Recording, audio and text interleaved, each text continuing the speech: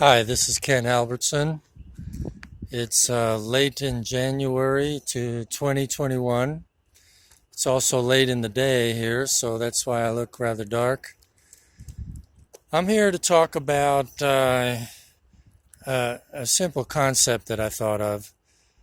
It's called the 15% solution, and it relates to the federal government of the United States. Everyone knows, whether you're right wing, left wing, or gossamer wing or eagle wing, whatever, that the federal government pays insanely too much money for everything they spend money on. To give you one example, at Guantanamo Bay is a U.S. base in Cuba, and it serves one function nowadays. We keep prisoners there. They're all Arab men. There are not many of them. There's perhaps 30 something now.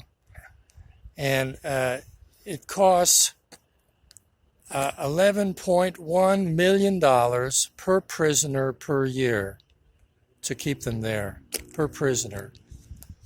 And that crunches down to over $30,000 per day. I mean, is that insane or what? To keep somebody locked up $30,000 per day? So if we took 15% off of that, it would be about $4,500, which is not even a drop in the bucket for the feds. But I'm talking about across the board 15% reduction in everything the federal government spends money on, which would include salaries for politicians, for every bureaucrat, military, CIA, FBI, DMV, everything. Well, DMV is a state program, I guess. But across the board. Now, whenever the federal government, of course, they always run a deficit, except for a little while during the Clinton years in the late last, several decades ago. But for the most part, they always run a deficit. And whenever they say they run out of money, which they don't really, but they pretend like they don't have enough to pay for services, the number one thing that's sacrosanct is interest on the federal debt. That's even more untouchable than salaries for soldiers, any other program you can mention. Now, the reason for that is the federal debt is, we get money, or I say we, I mean Uncle Sam, the United States federal government. We get money from overseas, like many countries, number one being China. When they have extra money from, because they sell more goods to us than we sell to them, so they have all this money. So they put it in what for them is a safe investment, which is U.S. Treasury bonds. So that's essentially like a loan to the U.S. So we got all this money being shoveled in so we can spend it, for military, for Social Security, all these other federal programs. But the only thing those countries ask is we pay interest on that, and the interest is rather low, but traditionally, for decades, it's been a very safe investment for these other countries.